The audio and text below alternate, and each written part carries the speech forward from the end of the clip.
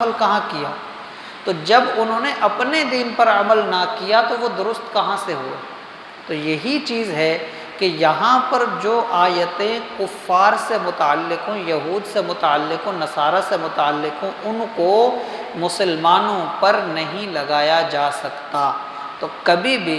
اللہ تعالیٰ کے رسول کو چھوڑ کر، اس کے انبیاء کو چھوڑ کر، اس کے پیاروں کی تعلیمات کو چھوڑ کر، اس کے مقبول بندوں کے راستے کو چھوڑ کر کبھی بھی انسان کامیاب نہیں ہو سکتا۔ جو یہاں کہا گیا کہ قیامت میں کوئی کسی کے کام نہیں آئے گا، اس کا کبھی بھی یہ مطلب ہے ہی نہیں کہ اللہ کا نبی بھی کام نہیں آئے گا یا اللہ کے پیارے بھی کام نہیں آئیں گے۔ کام تو وہ بھی آئیں گے کہ جس کے نابالغ بچے فوت ہو گئے ہوں، آتا ہے کہ وہ بچے اسے ہاتھ پکڑ کے جنت میں چھوڑ کے آئیں گے۔ جب نابالغ بچے بندے کو جنت میں پہنچا سکتے ہیں تو جو اللہ تعالیٰ کے مقبول بندے ہیں، جو اس کے انبیاء ہیں، وہ اپنی امت کے بارے میں کتنا کرم کریں گے، وہ اپنی امت کے بارے میں کس طرح سے اللہ سے سفارشیں کریں گے۔ ہاں، دوسری بات یہ کہ اللہ کا مقابلہ کوئی نہیں کرے گا، اللہ سے ٹکر کوئی نہیں لے گا۔ کفار جنہوں نے رب کو مانا ہی نہیں ہے، جنہوں نے انبیاء کو مانا ہی نہیں ہے،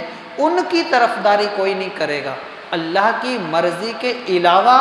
کوئی بھی کسی کی طرفداری نہیں کرے گا، لیکن اس کا یہ مطلب نہیں ہوتا کہ ہرگز کسی بھی قسم کی کوئی کسی کی مدد نہیں کر سکے گا، تو یہ قرآن کی تعلیمات کے خلاف ہے۔ تو یہاں پر بھی وہی وضاحت ہے کہ یہاں جب بھی کوئی اگر آپ سے بات کرے گا، آپ دیکھیں گے وہ مسلمانوں کے بارے میں آیت ہوگی ہی نہیں۔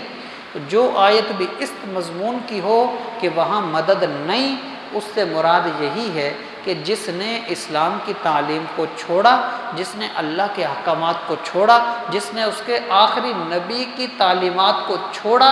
وہ بندہ ناکام ہے،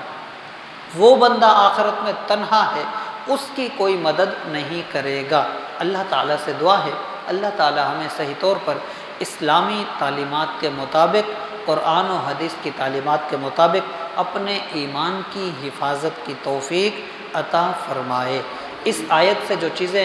کئی چیزیں اس میں سے نکلتی ہیں، ایک چیز اس میں یہ بھی ہے کہ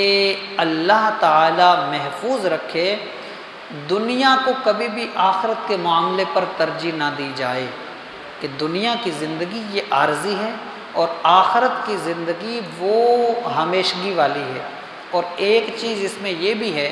کہ کفار نے جو کچھ کیا وہ دنیا کی زندگی کے لیے اور دنیا